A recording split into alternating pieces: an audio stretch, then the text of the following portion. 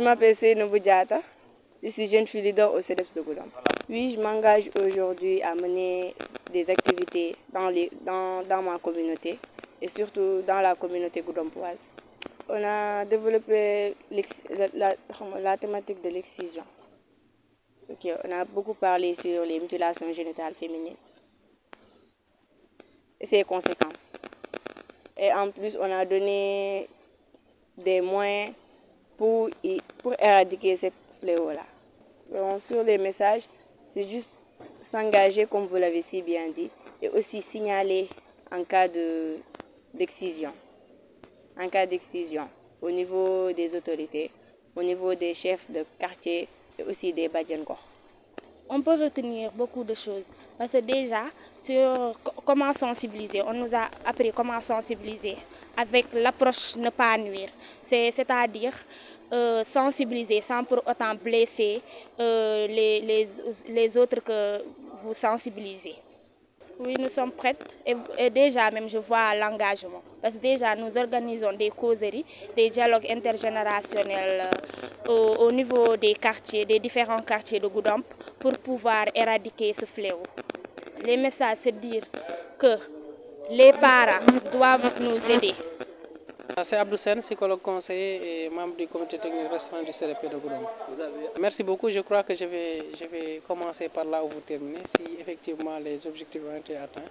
Moi, je dirais que, machallah, vraiment les objectifs ont été largement atteints.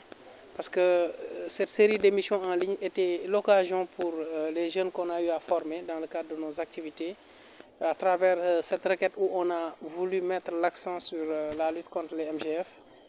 Donc c'était l'occasion pour donner la parole aux jeunes qu'on a eu à former, de pouvoir faire ressortir au grand public, pour le compte du grand public, tout cela qu'ils ont eu à apprendre. Et machallah, on a vu à travers les deux émissions qu'ils ont su montrer au grand public l'importance de ces formations et surtout faire ressortir les contenus de ces formations, que ce soit par rapport au niveau de connaissance sur les MGF à travers les différentes formes, mais également leur rôle en tant que jeune dans cette lutte contre les MGF. Donc c'était l'occasion pour qu'ils partagent avec le grand public à travers les réseaux sociaux, mais également à travers la radio communautaire Koukoumel FM, donc de partager avec eux de toutes les conséquences, que ce soit sur le plan médical, psychologique, social des MGF.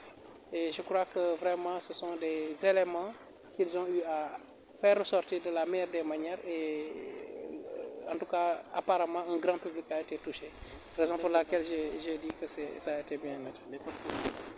Voilà, les perspectives c'est surtout continuer le travail, hein, parce que eux-mêmes ils l'ont dit, parce que je tiens à le rappeler, cette activité a allié l'utile à l'agréable. Que ce soit lors de la première émission que lors de la deuxième, il s'est agi au-delà du travail de restitution, de donner l'occasion aux jeunes de procéder à travers des speeches sous forme de slam, des poèmes ou encore des pièces théâtrales, des contenus de sensibilisation contre les MGF. Et je crois qu'ils l'ont réussi. Reste peut-être à sensibiliser encore la communauté sur le terrain. Et je crois qu'ils sont suffisamment engagés pour ça.